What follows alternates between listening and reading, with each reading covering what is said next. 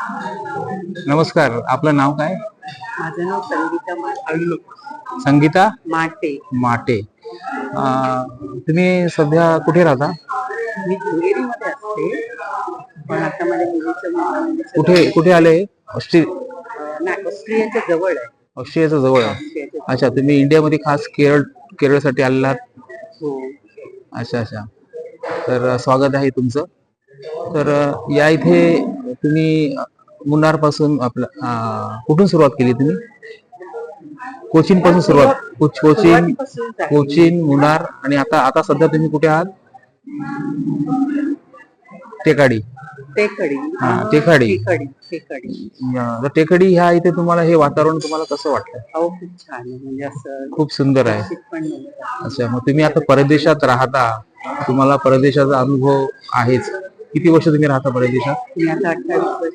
अरे बापरे, very nice. 28 वर्ष तुम्ही आज परदेशात राहतात. आपल्या देशामध्ये जे आहे ते तुम्हाला असं वाटतं की पुऱ्या जगामध्ये आहे का सगळं असं?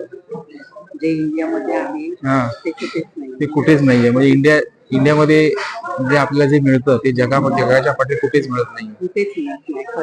तर तुम्हाला असं वाटतं की या देशामध्ये, आपल्या या हिंदुस्थानामध्ये सगळ्या प्रकारची टुरिझम अवेलेबल आहेत. सध्या तुम्ही इंडो क्लासिक हॉलिडेज ह्या टूर्स मधून इथे आमच्या सोबत आहात. तर तुमचा काय अनुभव आहे? तुम्हाला कसं वाटलं सुरुवातीपासून या टूर बद्दल? तुम्ही काय सांगू शकता? मी आता पहिल्याच वेळेला आणि माझा मोठा भाऊ आहे, तो बऱ्याच वेळेला होता त्याच्यामुळे त्यानेच मला सांगितलं. बरोबर. नेहमी सांगतो ते नेहमी खरं असतं, त्याच्यामुळे तर जर हॉटेलची व्यवस्था पाहायला लागेल, कारण जो माणूस टूरला येतो तो काहीतरी अपेक्षा घेऊन येतो की माझी हॉटेलची व्यवस्था चांगली असावी. आता तुम्ही तर आपल्या विदेशात राहता, तर त्या मनाने तेवढं आपण म्हणतो की जिथे तितक्या विचाराने आपण येतो, तर तो विचार इथे आम्ही तुम्हाला देऊ शकलो का? म्हणजे जे तुम्हाला अपेक्षा होत्या त्याप्रमाणे आम्ही पूर्ण करायच्या तयारीत होतो, पण त्या पूर्ण होत्यात असं वाटतं का तुम्हाला? मी इकडचं बघितलं ना, त्याच्यामध्ये फरक तर आहे. पण जे मला वाटत की इंडियामध्ये काय मिळू शकेल त्याच्यापेक्षा खूप जास्त मिळेल. इंडो क्लासिक हॉलिडेज मधून तुमच्या अपेक्षा पूर्ण होत आहेत असं दिसतं का? हो, पूर्णपणे. बघा, कुठेही असलं थोडंसं ऍडजस्ट करावंच लागतं. आपण फॅमिलीमध्ये पण हॉटेलची व्यवस्था म्हणा किंवा ट्रान्सपोर्ट व्यवस्था म्हणा, कारण त्या मेन टुरिझमला हॉटेलची व्यवस्था, खाणं म्हणा, ते तुम्हाला कसं वाटलं? म्हणजे चांगलं आहे.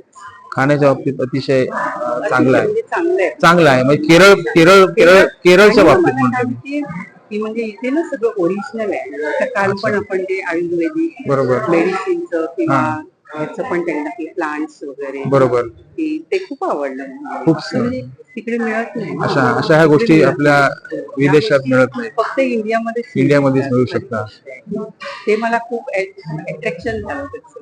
म्हणजे आम्ही जात पण होतो ना, तेव्हा पण असं वेलचीचं झाड दाखवलं त्यांनी, तर खरंच वेलचीचं हे जाणवत होतं तिथे आहे.